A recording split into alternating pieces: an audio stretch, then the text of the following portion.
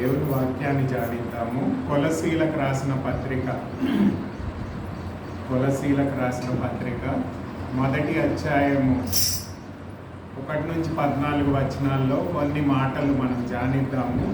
మనం చదువుకోవాల్సిన వచనాలు మొదటి కొలసీలకు రాసిన పత్రిక మొదటి అధ్యాయము 5-6 వచనాలు చదువుకుందాం. Book of Colossians, 1st chapter, 5th and 6th verses we will read. కొలసీలకు రాసిన పత్రిక మొదటి అధ్యాయము 5-6 వచనాలు చదువుకుందాం. మీ యొద్దకు వచ్చిన సువార్త సత్యమును గూర్చిన బోధ వలన ఆ నిరీక్షణను గూర్చిన మీరు ఇంతకు ముందు వింటిరి. ఈ సువార్త సర్వలోకములో ఫలించుచు వ్యాపించుచున్నట్లుగానే మీరు దేవుని కృపను గూర్చి విని సత్యముగా గ్రహించిన నాటి నుంచి మీలో సహితము ఫలించుచు వ్యాపించుచున్నది. ప్రార్థన చేసుకుందాం. దయగలిగిన ప్రభువా, ఈ ఉదయకాలంలో మీ ఆలయంలో మేము కూడుకొని మీ వాక్యాన్ని ధ్యానించుండగా మీరే మాతో మాట్లాడండి. మీ ఆత్మ సహాయమును మాకు దయచేయండి. ప్రభువా, మేము ఆత్మతో సత్యముతో ఆరాధించుటకు, మీ వాక్యాన్ని ధ్యానించుటకు మీ కృపను మాకు దయచేయండి. వచ్చిన ప్రతి ఒక్క బిడ్డను పేరుపేరున దీవించండి. మీ ఆత్మ కార్యం వారిలో జరిగించండి. వాక్యంలో ఉండే మర్మాలను వారు గ్రహించి అర్థం చేసుకొని వారి జీవితాన్ని కనబరుచుకొని మీ ప్రియ బిడ్డలుగా సాక్షులుగా ఈ లోకంలో జీవించే భాగ్యాన్ని బిడ్డలకు అనుగ్రహించి మీరే మహిమ ఘనత ప్రభావాలు పొందుకొనమని నజరేయుడైన యేసు పరిశుద్ధ నామములో అతి వినయంగా బ్రతిమాలి వేడుకుంటున్నాం తండ్రి, ఆమేన్. సువార్త అనే మాటను పౌలు ఇక్కడ చెప్తున్నాడు. గాస్పుల్ ఈ లోకంలో అతి ప్రాముఖ్యమైన విషయము ఏంటంటే సువార్త.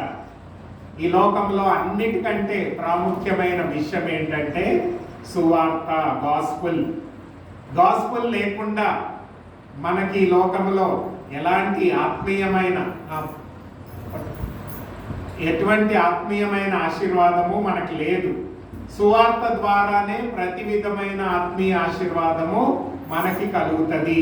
అందుకనే పౌలు ఏమంటున్నాడు చూడండి, మీ యొద్దకు వచ్చిన సువార్త సత్యమును గురించిన బోధ వలన ఆ నిరీక్షణను గూర్చి మీరు ఇంతకు ముందే వింటిరి. ఈ సువార్త సర్వలోకములో ఫలించుచు వ్యాపించుచున్నట్లుగా మీరు దేవుని కృపను గురించి విని సత్యముగా గ్రహించి నాటి నుండి మీలో సైతము ఫలించుచు వ్యాపించుచున్నది. అంటే సువార్తను గురించి చెప్తున్నాడు పౌలు. ఈ లోకంలో అతి ప్రాముఖ్యమైన విషయం ఏంటంటే సువార్త. ఆ సువార్త ఏంటి అంటే, ఆ సువార్తలో ప్రాముఖ్యమైన విషయం ఏంటంటే యేసు ప్రభు. ఆ సువార్తలో ఎవరు ప్రాముఖ్యమమ్మా? యేసు ప్రభు. యేసు ప్రభు లేకుండా సువార్త లేదు. యేసు ప్రభు ద్వారానే ఈ సువార్త ఈ లోకానికి అందించబడ్డది. ఆ సువార్తలో ప్రాముఖ్యమైన వ్యక్తి యేసు ప్రభు. ఆ సువార్త ఏంటి? యేసు ప్రభు దేవుడై ఉండి పరలోకాన్ని విడిచిపెట్టి నరావతారిగా దైవ మానవుడిగా ఈ లోకానికి వచ్చి మనందరి పాపాల నిమిత్తము ఒక ప్రాయశ్చిత బలిగా, అంటే మనందరికి బదులుగా ఆయన శిలువలో మన కొరకు శిక్షను అనుభవించి, అంటే మన కొరకు మనకి రావాల్సిన శిక్షను యేసు ప్రభు శిలువలో మనకు బదులుగా తను అనుభవించి మరణించి సమాధి చేయబడి తిరిగి లేచి మనందరికీ కూడా రక్షణను, నిత్య జీవాన్ని, పరలోక రాజ్యాన్ని మనకు అనుగ్రహించాడు. ఇది సువార్త. ఈ సువార్తను మనము నెగ్లెక్ట్ చేయకూడదు. ఆ సువార్తను ఎప్పుడు కూడా మనం మర్చిపోకూడదు. ఆ సువార్తని మనం అందరం కూడా అంగీకరించాలి. వ్యక్తిగతంగా మన హృదయంలోనికి ఈ సువార్తని, ఈ యేసు ప్రభుని మనము నమ్ముకొని అంగీకరించినప్పుడే ఈ సువార్త ద్వారా దేవుడు మనకి ఆత్మీయమైన ఆశీర్వాదాలను అనుగ్రహిస్తాడు. సువార్తని నువ్వు ఎప్పుడు కూడా నిర్లక్ష్యపరచవద్దు. సువార్త లేకుండా మనం ఎటువంటి ఆత్మీయమైన ఆశీర్వాదము పొందలేము. సువార్తలో యేసు ప్రభుని ఎప్పుడైతే నీవు నేను నమ్ముకొని అంగీకరిస్తామో, విశ్వాసంతో యేసు ప్రభువుని మన హృదయంలో స్వీకరిస్తామో, అప్పుడు మనకి ప్రతి విధమైన ఆత్మీయ ఆశీర్వాదాన్ని దేవుడు అనుగ్రహిస్తాడు. ఈ సువార్త ద్వారా వచ్చే ఆశీర్వాదాలు ఏంటి అనేది పౌలు ఈ మొదటి 14 వచనాల్లో 7 ప్రాముఖ్యమైన విషయాలు చెప్తున్నాడు. సువార్త ద్వారా వచ్చే ఆశీర్వాదాలు ఏంటో మనకి ఈ కొలసీలకు రాసిన పత్రిక 1వ అధ్యాయము 1 నుంచి 14 వచనాల్లో 7 విషయాలు చెప్తాడు. మొట్టమొదటి విషయం చూడండి, 14వ వచనంలో ఉంది. మొట్టమొదటి విషయం, సువార్త ద్వారా దేవుడు మనకు అనుగ్రహించే ఆశీర్వాదాలు ఏంటి అని చూసినట్లయితే 14వ వచనం చదువు బాబు. కొలసి ఆ కుమారుని యందు మనము విమోచనము అనగా పాప క్షమాపణ కలుగుచున్నది. 2 మాటలు వాడాడు. ఏంటిదది? విమోచన, పాప క్షమాపణ. సువార్తను ఎప్పుడైతే ప్రకటించబడతదో అప్పుడు దేవుడు మనకి ఆ సువార్త ద్వారా యేసు ప్రభువుని మన రక్షకుడిగా ప్రభువుగా స్వీకరిస్తే మనకేం కలుగుతుంది? పాప క్షమాపణ కలుగుతుంది. మనమందరం కూడా పాపం చేసి దేవుడిచ్చే మహిమను కోల్పోయాం కదా. రోమీయులకు రాసిన గ్రంథం 3వ అధ్యాయం 23వ వచనంలో ఏంటి? అందరూ పాపము చేసి దేవుడిచ్చే మహిమను కోల్పోయారు. కాబట్టి దేవుని మహిమను తిరిగి మనం పొందుకోవాలంటే ఆ లోకరక్షకుడైన యేసు ప్రభు ద్వారానే పొందగలము. ఆయనని మన రక్షకుడిగా ప్రభువుగా విశ్వాసంతో అంగీకరిస్తే ఏమవుతుంది? మనకి పాప క్షమాపణ కలుగుతుంది. అంటే పాపము నుంచి విడిపించబడతాము, విమోచన కలుగుతుంది. విమోచన అంటే విడిపించబడ్డం. పాత నిబంధనలో ఇశ్రాయేల్ ప్రజల్ని దేవుడు పిలిచినప్పుడు వాళ్ళకి దేవాలయాన్ని ఏర్పాటు చేసి దాంట్లో ఏం చేయాలి? పాపం చేస్తే బలిని అర్పించాలి. అయితే ఆ బలి ద్వారా ఏం కలుగుతుంది? ఆ పాపం నుంచి వాళ్ళకి విమోచన కలగదు, కానీ ఆ పాపం నుంచి తొలగించబడతారు. కానీ నిజమైన రక్షణ ఎప్పుడు కలుగుతుందంటే యేసు ప్రభువుని మన సొంత రక్షకుడిగా ప్రభువుగా స్వీకరిస్తే ఆయన ద్వారా మనకి పాప క్షమాపణ కలుగుతుంది. అంటే పాపము నుంచి విమోచన కలుగుతుంది. అంతేకాకుండా 2వ విషయం ఏమంటాడంటే, విమోచన అంటే అర్థం ఏంటంటే పాపము నుంచి మనకు విడుదల కలుగుతుంది, స్వతంత్రం కలుగుతుంది. పాపము నుంచి విమోచింపబడతాము, మరణము నుంచి విమోచింపబడతాము, సాతాను నుంచి విమోచింపబడతాము, ఈ లోకంలో ఉండే బంధకాల నుంచి విమోచింపబడతాము. కాబట్టి ఎప్పుడైతే సువార్త ద్వారా యేసు ప్రభువుని మనం ఎరుగుతామో ఆయన ద్వారా మనకేం కలుగుతుందమ్మా? పాప క్షమాపణ కలుగుతుంది. అంతేకాదు మనకి పాపము నుంచి, మరణం నుంచి, సాతాను నుంచి విమోచింపబడతాము. ఈ లోకంలో ఉండే బంధకాల నుంచి విమోచింపబడతాము. సాతాను మనందరినీ కూడా పాపంలో పడివేసి బంధకంగా, బానిసలుగా చేసింది. కాబట్టి మనం అందరము చచ్చిన స్థితిలో ఉన్నాము. ఎఫెసీయులకు రాసిన పత్రిక 2వ అధ్యాయము 1వ వచనంలో ఏముందంటే, మన అపరాధముల చేత మనము చచ్చిన వారిగా ఉన్నప్పుడు, అంటే మనం పాపం చేసి దేవుడిచ్చే మహిమను పొందలేకపోతున్నాం కాబట్టి మనమందరం ఏమయ్యాము? చూడండి, ఎఫెసీ 2:1, మీ అపరాధముల చేతను పాపముల చేతను మీరు చచ్చిన వారై ఉండగా ఆయన మిమ్మల్ని క్రీస్తుతో కూడా బ్రతికించాను. అంటే ఇక్కడ మనము అర్థం చేసుకోవడానికి ఆ వచనాన్ని చదివేమేమంటుంది అక్కడ? యేసు ప్రభుని ఎవరైతే రక్షకుడిగా ప్రభువుగా స్వీకరిస్తారో వాళ్ళు పాపము నుంచి, మరణము నుంచి, సాతాను యొక్క బంధకాల నుంచి విమోచింపబడి క్రీస్తు ద్వారా జీవాన్ని, సంతోషాన్ని, సమాధానాన్ని, ఆత్మీయమైన జీవాన్ని వారి జీవితంలో పొందుకుంటారు. కాబట్టి యేసు ప్రభు లేకుండా మనకి రక్షణ లేదు, యేసు ప్రభు లేకుండా మనకి పాప క్షమాపణ లేదు, యేసు ప్రభు లేకుండా మనకి నిత్య జీవము లేదు. కాబట్టి ఈ సువార్తలో యేసు ప్రభు ద్వారా మనము ఈ సువార్తను ఎప్పుడైతే అంగీకరిస్తామో అప్పుడు మనకేమవుతుంది? మనకి ఆత్మీయమైన రక్షణ కలుగుతుంది, నీతి కలుగుతుంది, దేవుని పాపము నుంచి, సాతాను నుంచి, మరణము నుంచి మనకు విడుదల కలుగుతుంది. కాబట్టి విడుదల పొందాలంటే మనం యేసు ప్రభుని కలిగి ఉండాలి, ఆయనని రక్షకుడిగా ప్రభువుగా స్వీకరించాలి.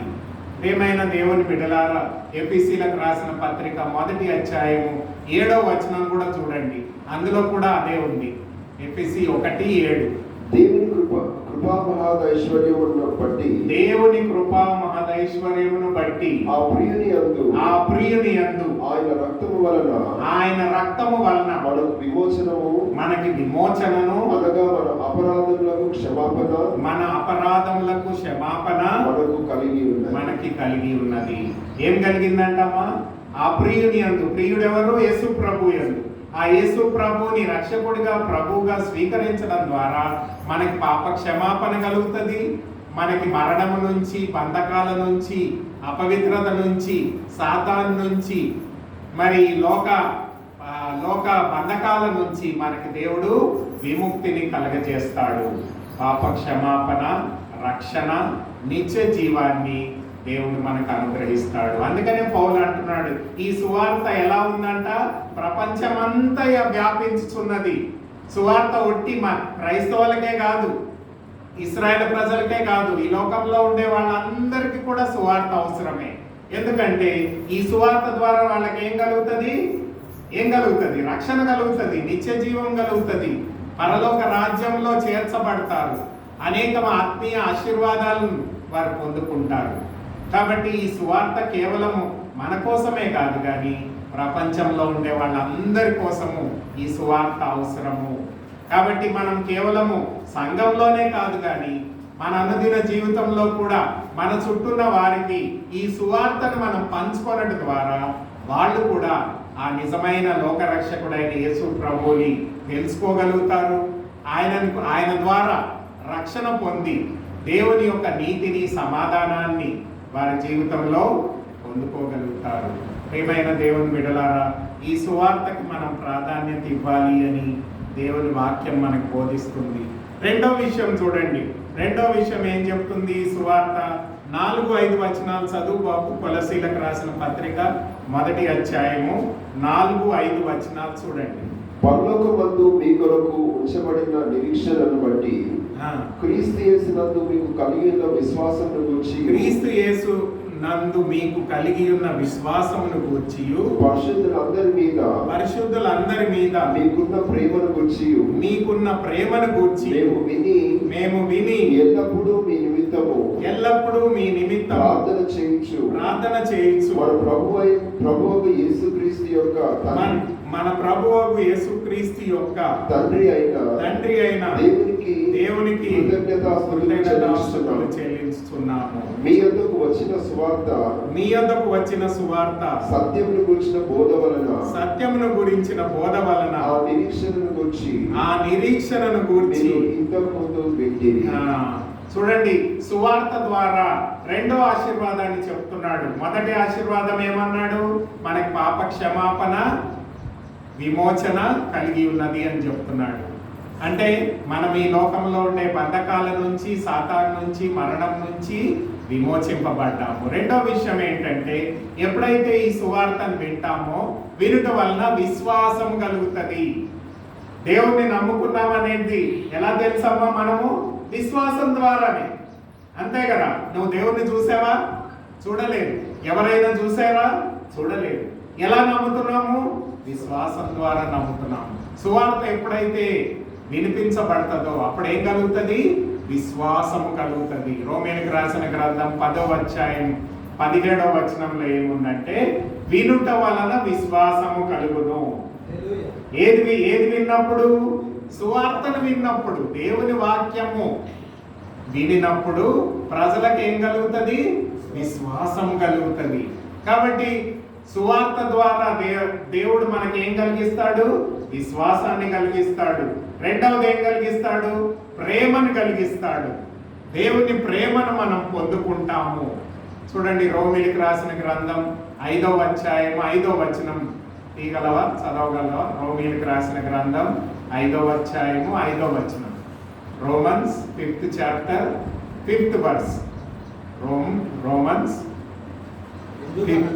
ఎందుకనగా ఈ నిరీక్షణ మనలను సిగ్గుపరచదు, మనకు అనుగ్రహింపబడిన పరిశుద్ధాత్మ ద్వారా దేవుని ప్రేమను మన హృదయములలో కుమ్మరింపబడుచున్నది. దేవుణ్ణి నమ్ముకుంటే ఏం కలుగుతుందమ్మా? విశ్వాసం కలుగుతుంది. దేవుణ్ణి నమ్ముకుంటే ఏం కలుగుతుంది అంటే, ఇందాక బ్రదర్ చదివాడు, దేవుని ప్రేమ మన హృదయంలో కుమ్మరింపబడుతుంది. దేవుని ప్రేమను మనం పొందుకుంటాము. చూడండి, ఈ లోకంలో ఉండే వారికి క్రైస్తవులకి అంటే విశ్వాసులకి ఏం భేదం ఉందండి? ఏం భేదము లేదు కదా. వాళ్ళకుండే కష్టాలు మనకున్నాయి, వాళ్ళకుండే ప్రాబ్లమ్స్ మనకున్నాయి.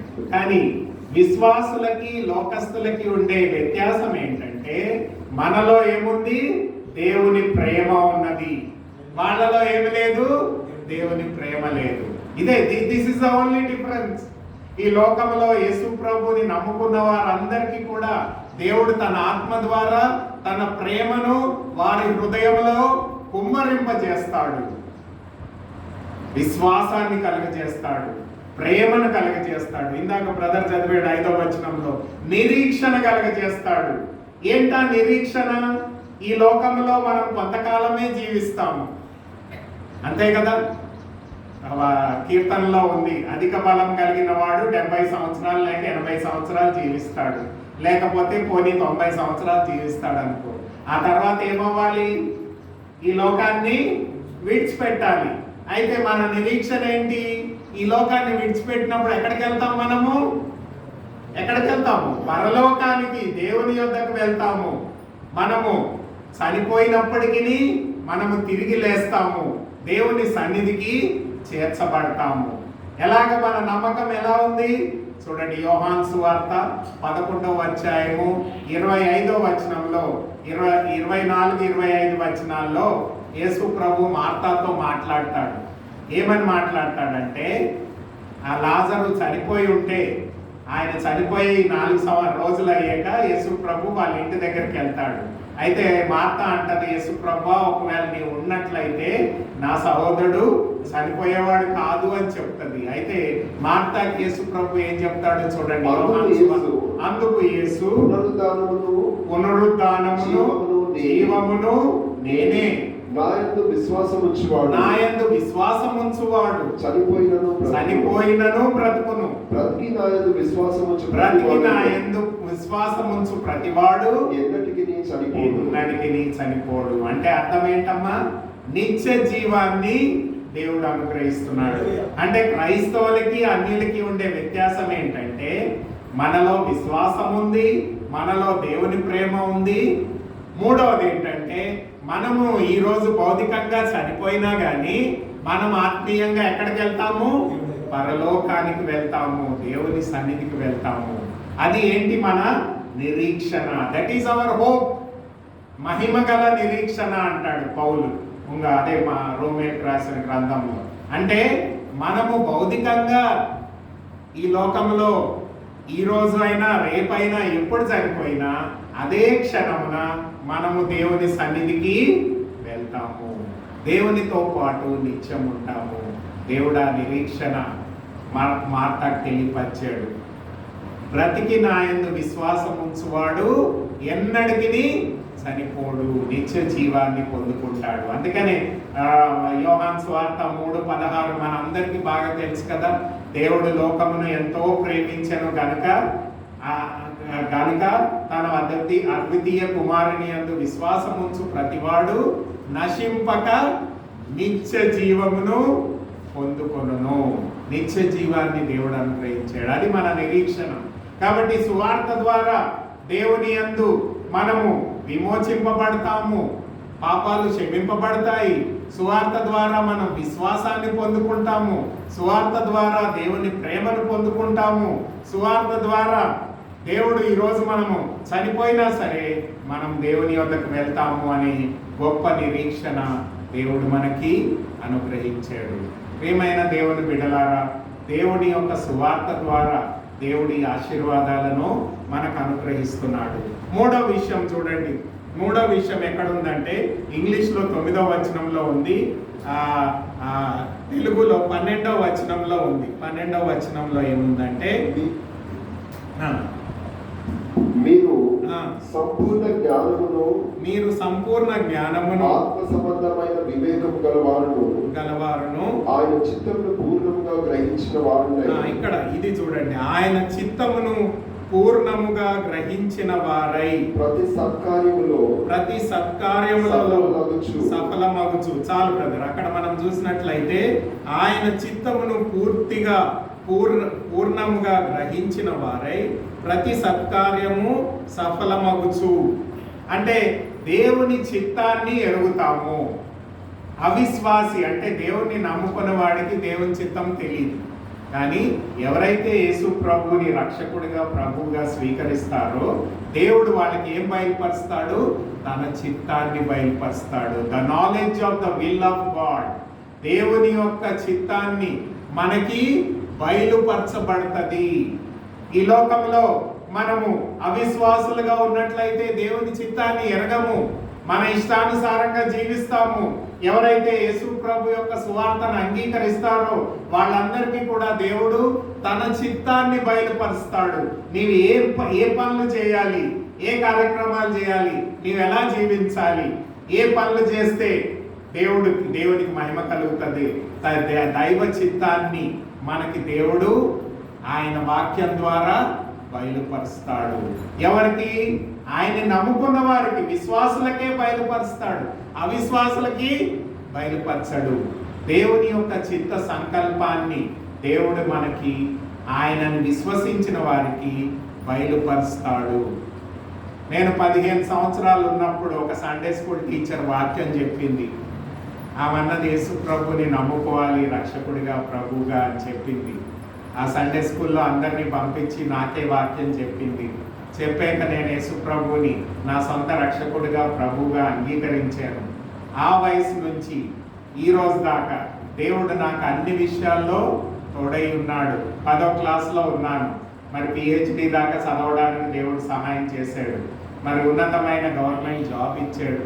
మరి ఆత్మీయంగా తన మరి వాక్యాన్ని డివోషనల్గా థియాలజికల్ స్టడీస్ని కూడా చదవడానికి దేవుడు ఆధిక్యతనిచ్చాడు.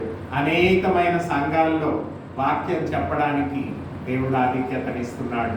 ఇవన్నీ కూడా దేవుని యొక్క చిత్త సంకల్పము. నేను ఎప్పుడైతే దేవుణ్ణి నమ్ముకున్నానో అప్పుడు నాకు బయలుపరచబడ్డది. ఒకవేళ నీవు దేవుణ్ణి నమ్ముకోకుండా ఉంటే దేవుని చిత్తము నీకు బయలుపరచబడదు. దేవుణ్ణి నమ్ముకోవడం ద్వారా దైవ జ్ఞానాన్ని, దైవ చిత్తాన్ని నీ జీవితంలో, నా జీవితంలో మనం తెలుసుకోవడానికి దేవుడు సహాయం చేస్తాడు. వాక్యం ద్వారా నీతో మాట్లాడతాడు. వాక్యంలో ఉండే మర్మాలను నీకు బయలుపరుస్తాడు. సువార్తని ద్వారా నీవు అనేకమైన ఆశీర్వాదాలు పొందడానికి దేవుడు నీకు అర్హతనిస్తాడు. ఈరోజు మనం ఈ సువార్తకి విధేయత చూపించిన వారమై, దేవుణ్ణి విశ్వాసంతో అంగీకరించిన వారమై, ఆయన వాక్యానికి విధేయత చూపించినప్పుడు దేవుని యొక్క చిత్తాన్ని, దేవుని యొక్క మర్మాలను, దేవుని యొక్క సంకల్పాన్ని మన జీవితానికి ఆయన బయలుపరుస్తాడు. నువ్వు ఏం చేయాలి, ఏ ఉద్యోగం చేయాలి, ఏ ఫ్యామిలీని కలిగి ఉండాలి, అన్ని విషయాల్లో దేవుడు నడిపిస్తాడు. నేను మ్యారేజ్ చేసుకోకముందు 3 ఏళ్ళు ప్రార్థన చేశాను. 3 ఏళ్ల తర్వాత దేవుడు నాకు ఎవరిని చేసుకోవాలో బయలుపరిచాడు. అప్పుడు నేను మ్యారేజ్ చేసుకున్నాను. చూడండి, ఈరోజు నీ యొక్క వ్యక్తిగత జీవితంలో దేవుని ప్రణాళికను నీవు ఎరగాలంటే దేవుని వాక్యానికి నీవు విధేయత చూపించాలి. ఆ లోక రక్షకుని నీ హృదయంలో కలిగి ఉండాలి. అప్పుడు నీకు దైవ చిత్తాన్ని బయలుపరుస్తాడు. నీవేం చేయాలి, ఎలా జీవించాలి, ఏ కార్యాలు చేయాలి, అన్నీ కూడా దేవుడు నీకు బయలుపరుస్తాడు. పౌలు అంటున్నాడు, సువార్త ద్వారా దేవుడు తన చిత్తాన్ని, తన మర్మాలని, తన నీ జీవితానికి ఉద్దేశాన్ని నీకు బయలుపరుస్తాడు. ఆ ఉద్దేశాన్ని నీ జీవితంలో నీవు నెరవేర్చినప్పుడు దేవుడికి మహిమ కలుగుతుంది. ప్రియమైన దేవుని బిడ్డలారా, మన వ్యక్తిగత జీవితంలో దైవ చిత్తాన్ని సువార్త ద్వారా, సువార్తను అంగీకరించిన వారు దైవ చిత్తాన్ని తెలుసుకోగలుగుతారు, ఆ దైవ చిత్తాన్ని నెరవేర్చగలుగుతారు, ఆ దైవ చిత్తం ద్వారా దేవునికి మహిమ తేయగలుగుతారు. ప్రియమైన దేవుని బిడ్డలారా, ఇది 3వ ఆశీర్వాదం. 4వ ఆశీర్వాదం చూడండి, అదే 12వ వచనంలో ఉంది. ఇక్కడైతే 11, ఇంగ్లీష్లో 11 కానీ తెలుగులో 12వ వచనంలో ఉన్నది. ఏమని ఉందంటే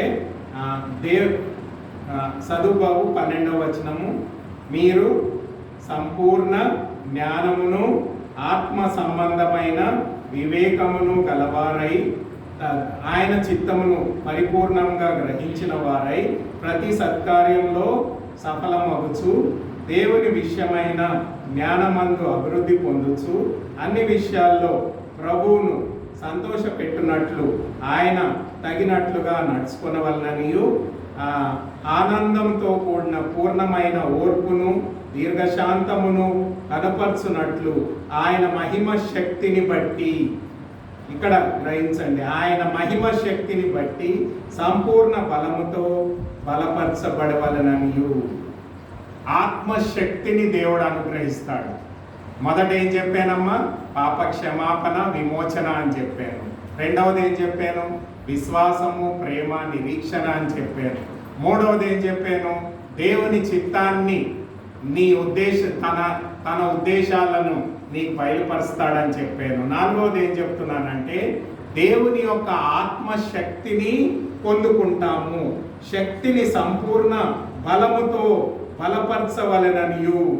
దేవుని యొక్క ఆత్మీయ శక్తిని నీవు పొందుకుంటావు. ఈ లోకంలో క్రైస్తవ జీవితం జీవించడానికి నీ ఫిజికల్ శక్తి కాదు. చాలాసార్లు మనం ఏమనుకుంటామంటే బాగా భోజనం చేసి బాగా ఎక్సర్సైజ్ చేస్తే మనం కూడా దేవునికి ఇష్టమైన బిడ్డలంగా ఉండగలుగుతామేమో. అది కొంతవరకే. కానీ దేవుని యొక్క ఆత్మశక్తిని పొందుకున్నప్పుడు దేవుని యొక్క చిత్తానుసారంగా దేవునికి మహిమకరంగా నీవు జీవించగలుగుతావు. సువార్త వలన వచ్చే 4వ గొప్ప ఆశీర్వాదం ఏంటంటే దేవుని యొక్క ఆత్మీయమైన శక్తి, the power of God will be given to you. ఈ రోజుల్లో మనం అనేక సార్లు ఈ లోకపు శక్తులని ఆశ్రయిస్తున్నాము. డబ్బు శక్తిని ఆశ్రయిస్తున్నాము, లేకపోతే పలుకుబడి శక్తిని ఆశ్రయిస్తున్నాము, లేకపోతే ఈ లోకంలో ఉండే అనేకమైన పొలిటికల్ శక్తిని ఆశ్రయిస్తున్నాము, లేకుంటే ఆస్తిపాస్తులను ఆశ్రయిస్తున్నాము. కానీ దేవుని వాక్యం ఏం చెప్తుందంటే సువార్త ద్వారా దేవుడు మనకి ఆత్మీయమైన శక్తి, spiritual power will be given to us. ఎక్కడి నుంచి వస్తుంది? దేవుని నుంచి వస్తుంది, ఆయన వాక్యం నుంచి వస్తుంది, ఆయన ఆత్మ ద్వారా వస్తుంది. దేవుడు రక్షింపబడిన ప్రతి విశ్వాసికి తన ఆత్మ వరాన్ని ఇచ్చాడు.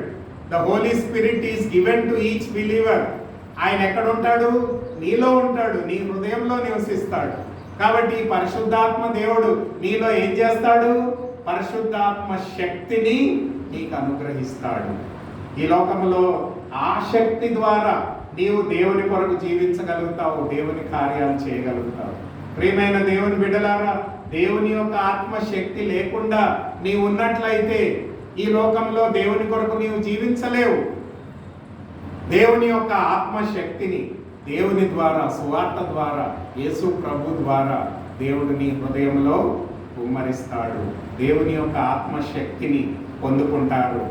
అపోస్తల కార్యం 2వ అధ్యాయం 4వ వచనంలో మీరు చూసినట్లయితే ఆ మేడ గదిలో మొట్టమొదటి 120 మంది విశ్వాసులు ప్రార్థన చేస్తుంటే వాళ్ళందరి మీద కూడా దేవుని శక్తి కుమ్మరింపబడ్డది. అపోస్తల కార్యము 2వ అధ్యాయము 3-4 వచనాల్లో చూడండి. అపోస్తల కార్యము book of acts 2nd chapter 3-4 వచనాలు, 3 and 4, 3-4. అపోస్తల కార్యము 2, 3, 4. మరియు మరియు అగ్ని జ్వాలల వంటి నాలుకలు అగ్ని జ్వాలల వంటి నాలుకలు విభాగింపబడినట్టుగా వారికి కనబడి వారిలో ఒక్కొక్కరి మీద రాలగా అందరూ పరిశుద్ధాత్మతో నిండిన వారై ఆ ఆత్మ వారికి వాక్ శక్తి అనుగ్రహించిన కొలది అన్య భాషలతో అన్ని భాషలలో మాట్లాడసాగిరి. ఎక్కడి నుంచి వచ్చిందమ్మా ఈ శక్తి? దేవుడి నుంచి వచ్చింది. పరిశుద్ధాత్మ శక్తిని ఆ మొట్టమొదటి విశ్వాసులు 120 మంది విశ్వాసులు పొందుకున్నారు. దేవుని ఆత్మతో నింపబడ్డారు, దేవుని శక్తిని పొందుకున్నారు, దేవుని కొరకు బలమైన సాక్షులుగా దేవుని వాక్యాన్ని ప్రకటించారు. ఈరోజు దేవుని శక్తి నీలో ఉందా లేదా మనం ప్రశ్నించుకోవాలి. ఈ సువార్త ద్వారా దేవుడు నీకు నాకు ఏమిస్తాడమ్మా?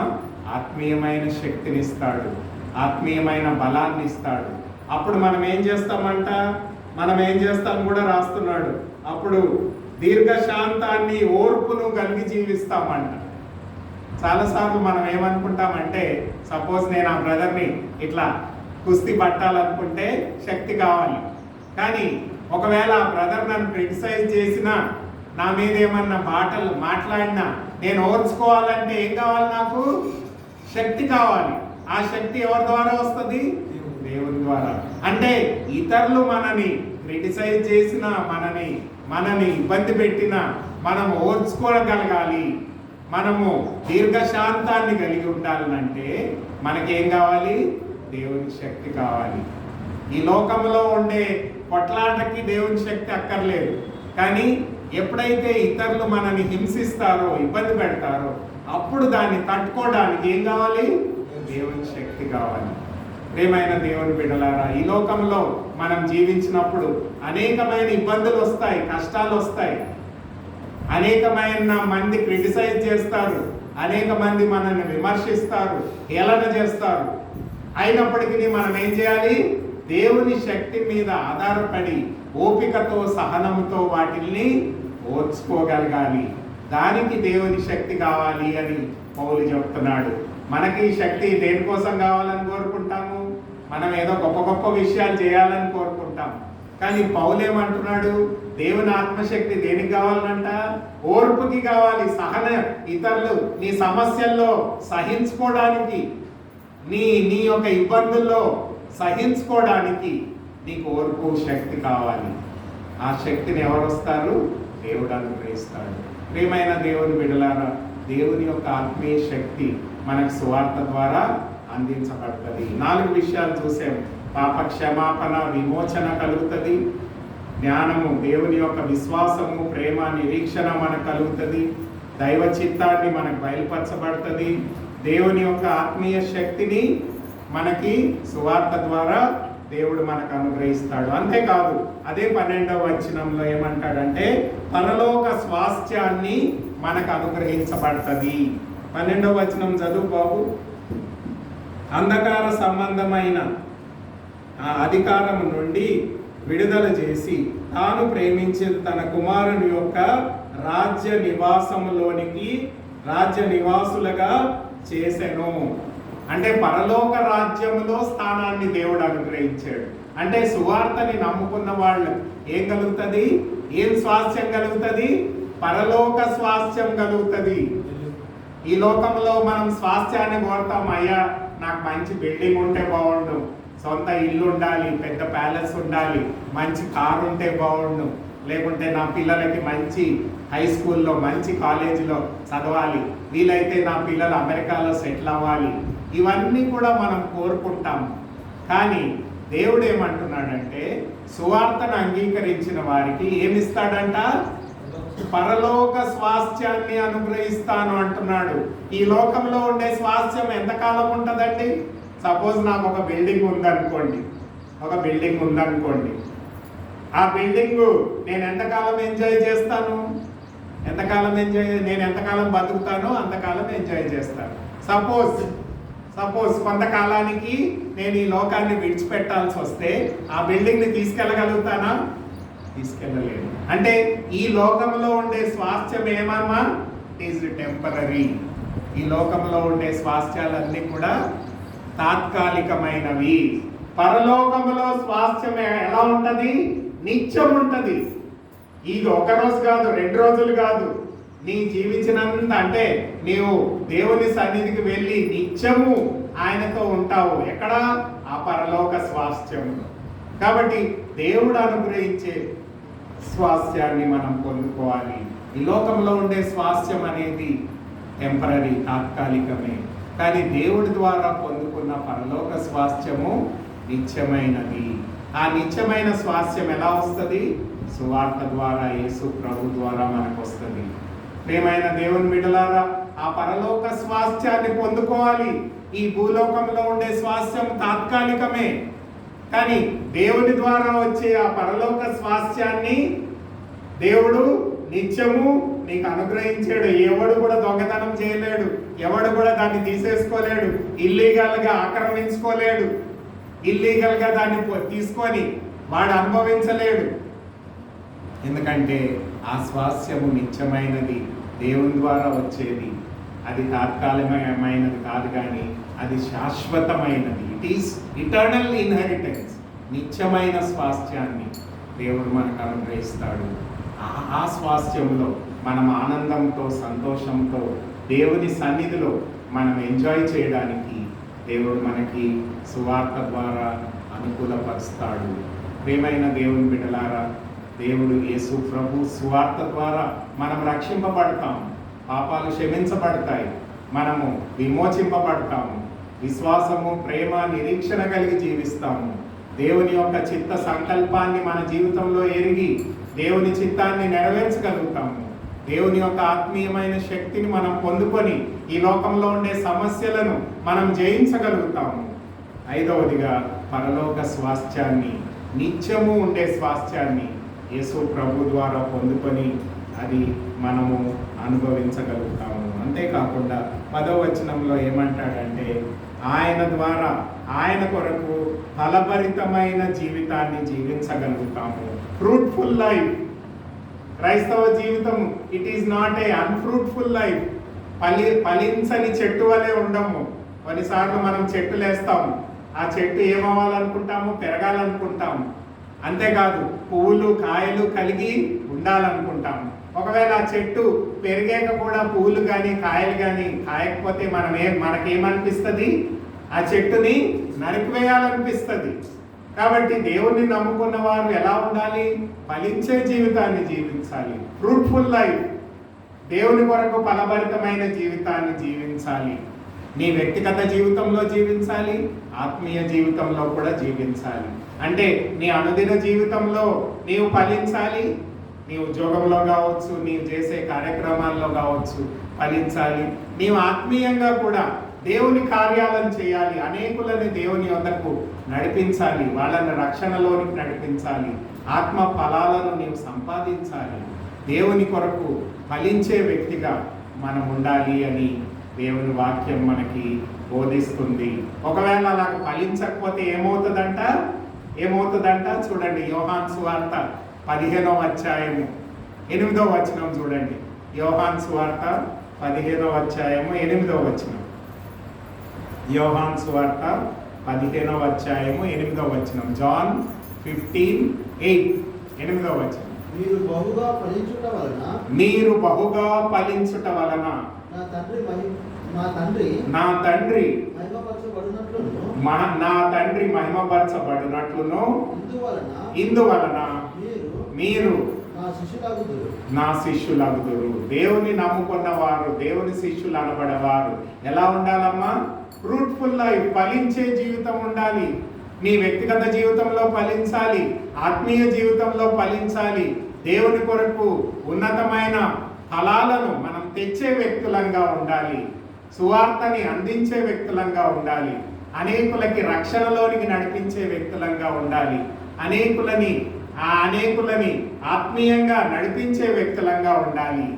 చాలాసార్లు మనం ఏమనుకుంటామంటే, అయ్యా బ్రదర్, మీరు థియాలజీ చదివేనన్నారు, నేను ఎలాంటి థియాలజీ చదవలేదు, నాకేం వాక్యం తెలియదు, మరి నేను ఎలా ఫలించాలి అని మీరు అనుకున్నట్లయితే చూడండి, సమరయ స్త్రీ ఎప్పుడైతే యేసు ప్రభు యొక్క సువార్తను విన్నదో, ఎప్పుడైతే ఆయన నిజమైన దేవుని కుమారుడు మెస్సయ్య అని ఎరిగిందో, వెంటనే పరిగెట్టుకొని వెళ్ళి ఆ ఊరి వాళ్ళందరికీ చెప్పింది, ఇదిగో యేసు ప్రభుని నేను చూశాను, ఆయన నిజమైన దేవుడు, లోకరక్షకుడు, ఆయన నాకు నా గత జీవితం అంతా చెప్పాడు, ఆయన నిజమైన మెస్సయ్య అని ఆ ఊరి వాళ్ళందరికీ కూడా ఆమె సాక్ష్యం ఇచ్చింది.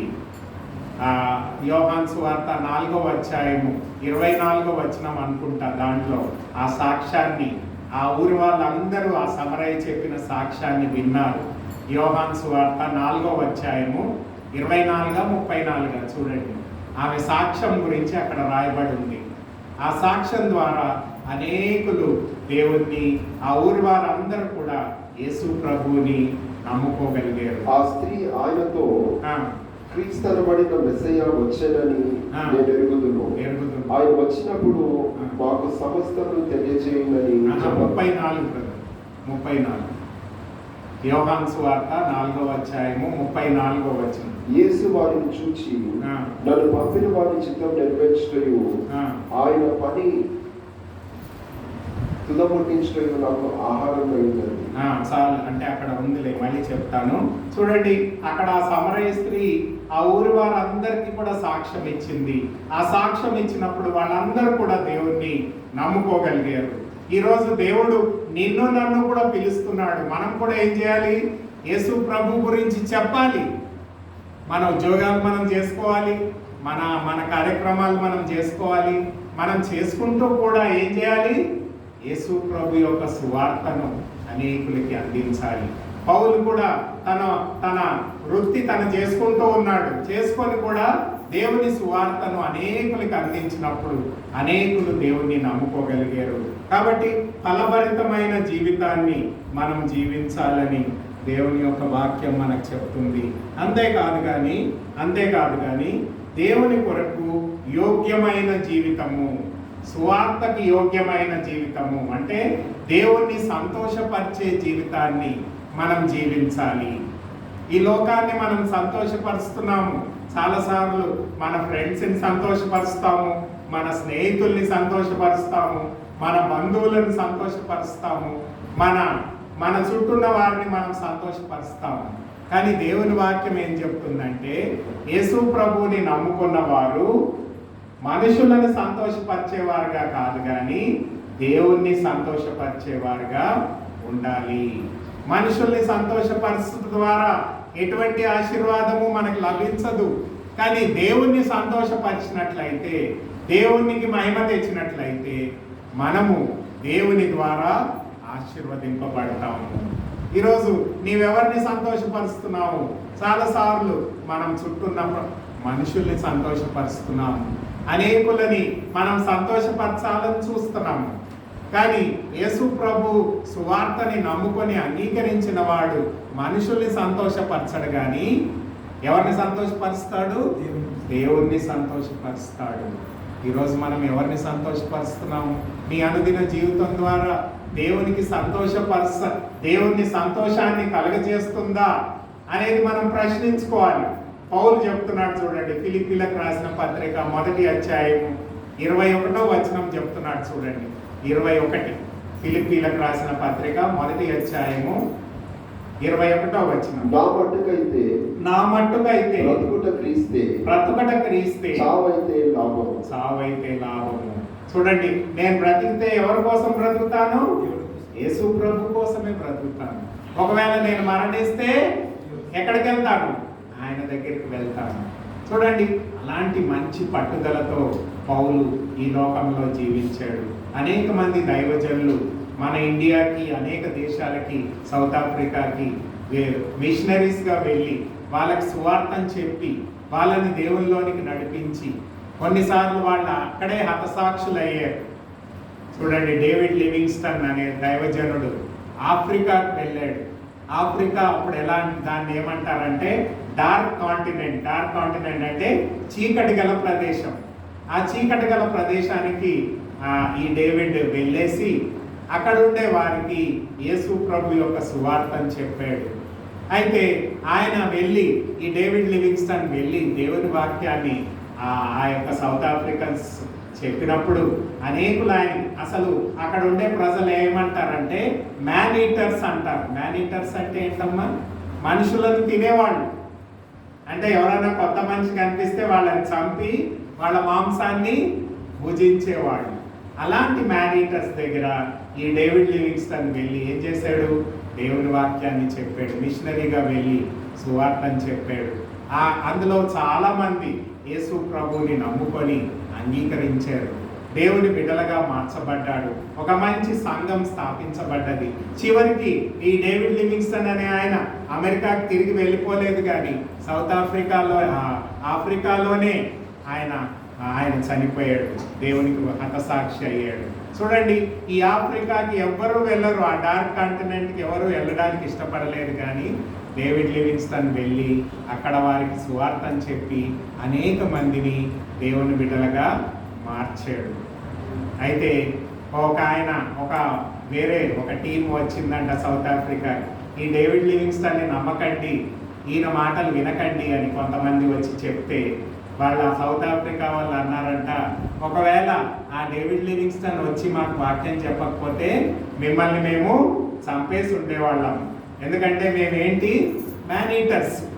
కానీ ఆయన వాక్యం చెప్పి మమ్మల్ని రక్షణలోనికి నడిపించి దేవుని బిడ్డలుగా మార్చాడు కాబట్టి మేము మిమ్మల్ని ప్రేమించగలుగుతున్నాము. ప్రియమైన దేవుని బిడ్డలారా, దేవుణ్ణి సంతోషపరిచే జీవితాన్ని డేవిడ్ లివింగ్స్టన్ జీవించాడు. ఈరోజు మన జీవితాల్లో కూడా అనుదినము మనము దేవుని చిత్తాన్ని జరిగించినప్పుడు, దేవుణ్ణి మనం సంతోషపరిచినప్పుడు, దేవుడు మన జీవితాలను బట్టి ఆయన సంతోషించడమే కాదు, కానీ దేవుడు మనకి తన ఆశీర్వాదాలను సంపూర్ణంగా అనుగ్రహిస్తాడు. అందుకని 1 కొరింథీ 1వ అధ్యాయము 10వ అధ్యాయము 31వ వచనంలో 1 కొరింథీ 10:31లో పౌలు ఆ కొరింథీ సంఘానికి చెప్తాడు. చూడండి ఏమంటాడంటే, 1 కొరింథీ 10వ అధ్యాయము 31వ వచనం. కాబట్టి మీరు భోజనం చేసినను పానము చేసినను మీరేమి చేసినను సమస్తమును దేవుని మహిమ కొరకు చేయండి. దేవుణ్ణి సంతోషపరచండి. దేవునికి ఇష్టమైన జీవితాన్ని జీవించండి. దేవుని వాక్యానికి విధేయత చూపించండి. దేవుని కొరకు ఆయనకి ఇష్టమైన కార్యాలను మీరు ఈ లోకంలో చేయండి. ప్రియమైన దేవుని బిడ్డలారా, సువార్త ద్వారా దేవుడు 7 ఆశీర్వాదాలను మనకు అనుగ్రహిస్తాడు. మొట్టమొదటిగా మనకి పాప క్షమాపణ అనుగ్రహించాడు. పాపము, మరణము, సాతాను నుంచి విమోచన అనుగ్రహించాడు. రెండవదిగా విశ్వాసము, ప్రేమ, నిరీక్షణ మనకు అనుగ్రహించాడు. దేవుణ్ణి నమ్ముకోవడం ద్వారా దైవ చిత్తాన్ని మనకు బయలుపరచబడుతుంది. దేవుని యొక్క ఉద్దేశాలను మనం నెరవేర్చగలుగుతాము. నాలుగవదిగా ఆ పునరుత్థాన శక్తిని మనం మన జీవితంలో పొందుకోగలుగుతాము. ఓపిక, సహనంతో జీవించగలుగుతాము. సమస్యలను అధిగమించగలుగుతాము.